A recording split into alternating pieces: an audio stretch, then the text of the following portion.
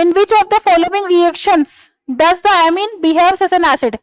देखो इसमें जो C4H9Li दिया हुआ है that is the organometallic compound, organometallic compound. ये हमें बच्चों को बताना है कि what is the organometallic compound.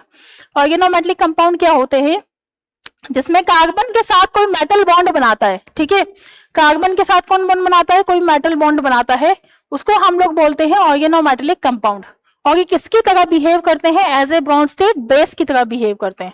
तो यदि ये ब्रॉन्स्टेड बेस हुए ब्रॉन्स्टेड बेस का मतलब हुआ कि प्रोटॉन एक्सेप्टर है, प्रोटॉन एक्सेप्टर है। तो ये वाला जो कंपाउंड होगा ये क्या होगा, प्रोटॉन डोनर होगा, मतलब ब्रॉन्स्टेड एसिड होगा, प्रोटॉन डोनर। प्रोटॉन डोनर हुआ तो जो H+ को डोनेट कर दे वो क्या होता है, एसिड।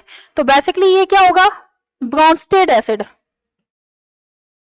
Brønsted acid. तो ब्रॉन्स्टेड एसिड के केस में, क्योंकि हमें ये भी चाहिए था कि एसिड की तरह कौन बिहेव करता है, तो आंसर आना चाहिए इसमें C option will be the correct answer, ठीक है। नेक्स्ट हम इसमें देखते हैं, और ये क्या है, इसमें लुईस एसिड है, ये क्या है, लुईस एसिड। तो लुईस एसिड होगा तो ये क्या होगा, लुईस बेस। तो हमें बेस तो इसमें ढूंढना ही नहीं है, तो यहाँ पे आप लोग लिख सकते हैं इसमें ये क्या है, लुईस एसिड है।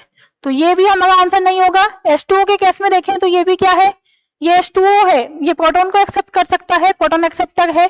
और यहाँ पे यदि हम लोग देखें तो ये तो बेस ही होगा, ठीक है। और इस वाले केस में भी हम लोग देखें तो PTCl6 के साथ ये भी क्या होगा, बेस ही होगा, क्योंकि ये एसिड का काम कर रहा है, H+ को डोनेट कर सकता है, तो ये भी क्या होगा, एसिड होगा, और ये भी क्या होगा, एसिड होगा। तो बेसिकली इन दोनों केस में ये भी बेस होगा, ये भी बेस होगा, और ये एसिड होगा ठीक है, और ये क्या होगा, बेस होगा। इसलिए हमारा इसमें A और B आंसर नहीं है, केवल और केवल क्या आंसर सही है इसमें, C answer will be the correct option, ठीक है।